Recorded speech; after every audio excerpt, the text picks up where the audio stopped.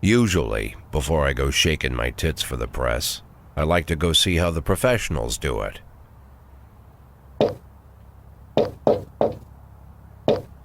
Some might say the chief of police has no business in an institution like this, but in fact it's the quietest and safest place in town.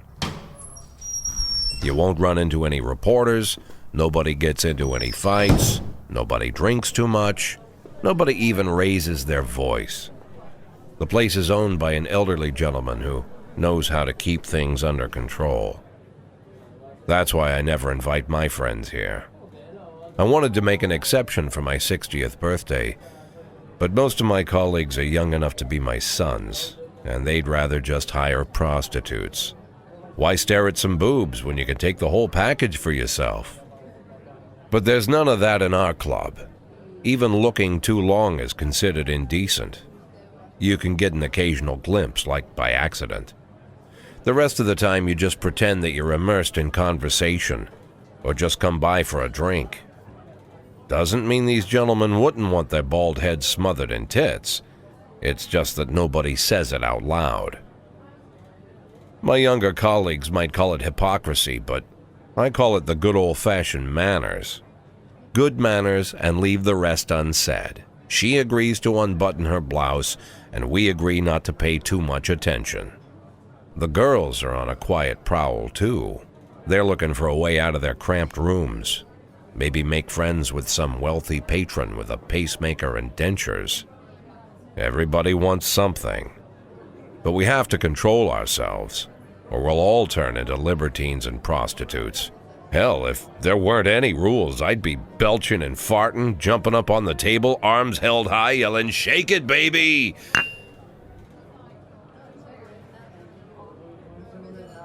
No idea how I got so barbaric.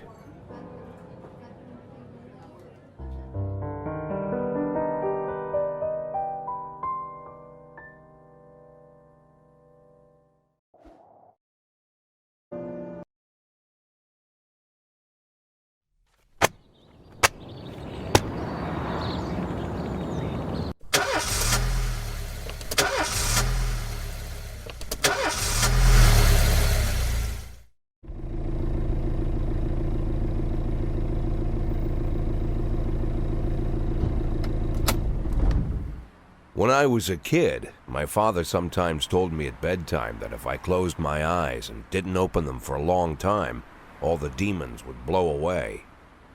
Yesterday I turned 60, but I still take his advice.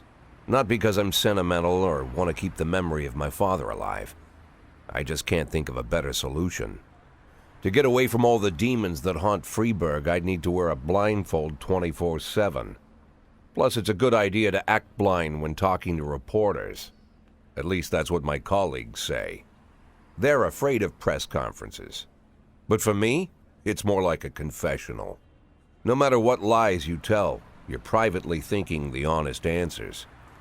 It helps me remember who I am.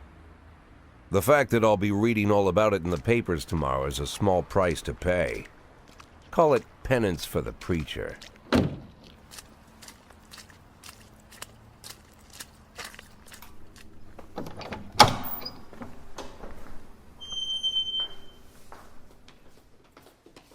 This is the first time I'm afraid of those answers my mind has given me.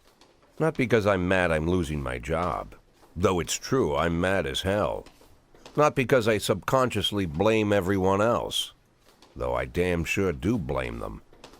And don't even ask me what my next move is. I can't imagine.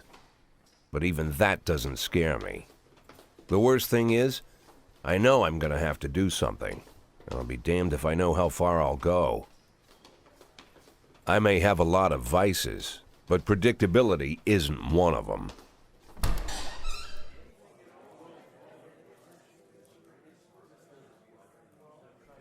I learned a long time ago how to drive away the swarming demons. But what do you do when they're trying to rip your soul from your skin? Shutting my eyes tight as I can. The best solution remains the same: play blind. I just hope the reporters think I was blinded by the camera flash.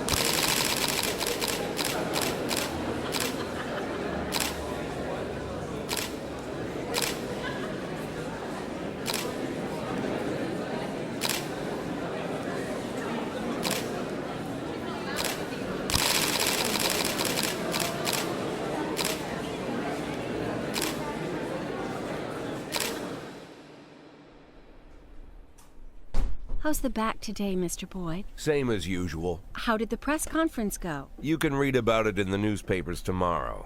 Don't let anyone in. Even Mr. Kendrick? Especially Mr. Kendrick.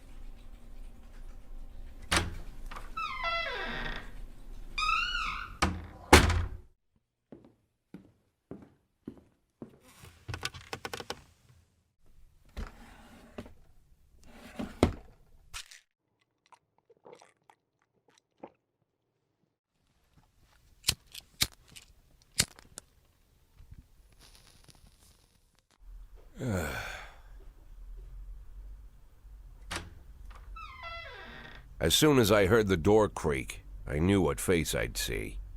When I tell Emma not to let anyone in, there's only one man it could be. Rude, arrogant, no warning. That's Mayor Rogers in a nutshell. White summer shoes, white socks, white shorts, white polo shirt, and the white smile of a hungry shark. Mayor Rogers enters every room like he owns the place. Even the floorboards under his feet sound like they're creaking an apology. He never shied away from the odd corruption scheme. It's like the devil walks behind him. In the movies, the villains controlling the city play golf with the judges. Rogers plays tennis with them instead. That's about the only difference. Jack, I was hoping to catch you after the press conference. You ran away so quick. There's no smoking at City Hall. No reason for me to hang around. Well, this morning I signed a ban on smoking in all public buildings.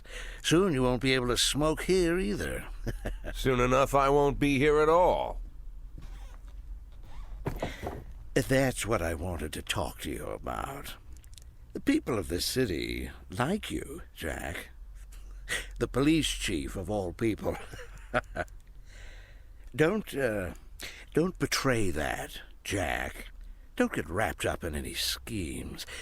Sit nice and quiet for the next 180 days, and you'll be remembered as a hero. That's the only thing that you still have left. Be the hero. Then how am I supposed to scrape together a retirement fund? You had a million chances to secure a luxury pension, one that even I would have envied, although I've never set aside any money for myself. I'm not planning to retire anytime soon.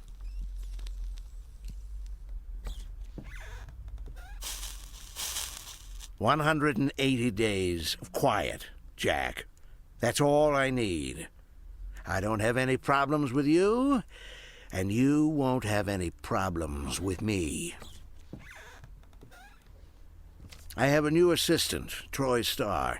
If you have something to tell me, call him. But try not to bother him. He's a busy man." I'll do my best. "And quit smoking at the office. One of my friends will be using it soon."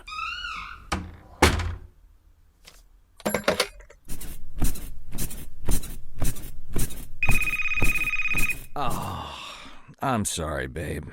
Only the mayor has this number. Mr. Mayor? Yeah, is this Troy Starr? Yes? Go fuck yourself, Troy Starr.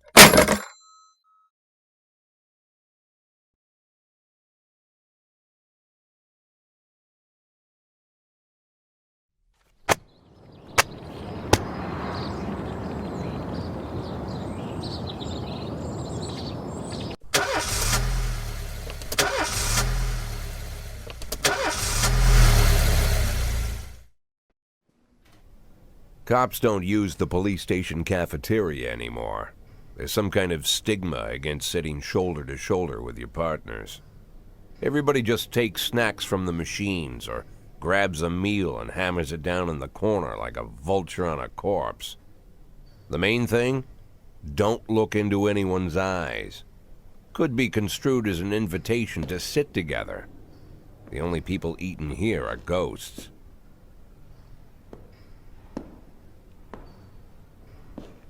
My deputy, Francis Kendrick, he recently became one of those ghosts, the subject of one of the most devastating corruption scandals in the history of Freeburg.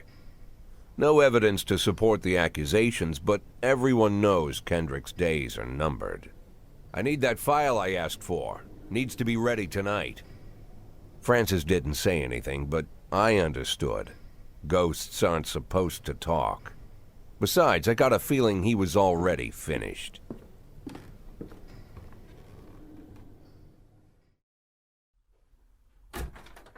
Used to be, when I asked Kendrick to stay late at the office, he liked to grumble and crack wise. Nowadays, he doesn't have the strength for it. Slumped shoulders, blank stare, wrinkled skin. The past few weeks, I don't hardly recognize my old friend. In his younger years, he reminded me of a gallant royal officer in an old Kipling story. Kendrick isn't just crumbling under the weight of the public pressure, but from the shame of it all. Internal Affairs raided the library he inherited from his grandfather, hoping they'd find buckets of cash stashed in the pages. Heard about the look on his face, the fearless policeman standing helpless in horror. I've known Francis for 30 years. The past 20 years he's played loose with the law. And I know that at a certain point every stolen dollar brings more misery than anything else. Probably sounds crazy, but I sympathize with the guy. What can I do? Your friends are your friends, and these are the waters we swim in. Called all of the people on that list today. Now they know you're in business, so you could get a call from any of them. You don't need to worry about any of them. I've cleared them all. And what kind of business are we talking here? It's nothing too serious, just like you asked. Should be just a few small favors. Payments will vary depending on the situation and who you're dealing with. How much are you looking to earn? $500,000. $500,000? Why not a whole million? Because everybody wants to take $1 million. Figured I'd try something different. $500,000 in 180 days? Well, you could earn it all above board if you netted all the big fish and hit all your bonuses. Never knew you for a fisherman. Well, you never got into my business, and I'm not trying to get into yours. But be careful about bringing in any other cops. Sooner or later, they'll put the finger on you. And one more thing, Jack. I remember what you said, but I should probably add one more name to that list. Christopher Sand. Sand. Christopher G. Sand. Everyone knows the name, but few could tell you who he is. The old man stays away from the spotlight. Always wears old-fashioned jeans and knitted sweaters. Gives to charity. Rarely attends social events. An avid hunter, I hear. Even dabbles in poetry. You'd never guess he's the head of the oldest and most powerful gang in the city. Goes back as far as his great-grandfather. And Sand is strict about following the old rules. He rarely involves himself in commonplace murders and robberies. Hardly needs to intimidate anyone to get his point across. The people who work for him each have their sphere. They provide protection where needed, even work with the authorities when they want to make a deal. Meanwhile, Sand pulls the strings without getting his hands dirty. People sometimes mistake his quiet approach. A couple years ago, an arms dealer decided to expand its business without asking permission, and his whole family paid the price. In 4 weeks, Sand killed 31 people. Old men, women, even a few teenagers. And Sand's people made sure every paper reported it. Frank, I don't want to hear you say that name again. Jack, please, listen to me. I'm in with these guys. We agreed, Frank. That's not the kind of business I'm into. I don't go there. Never have, never will.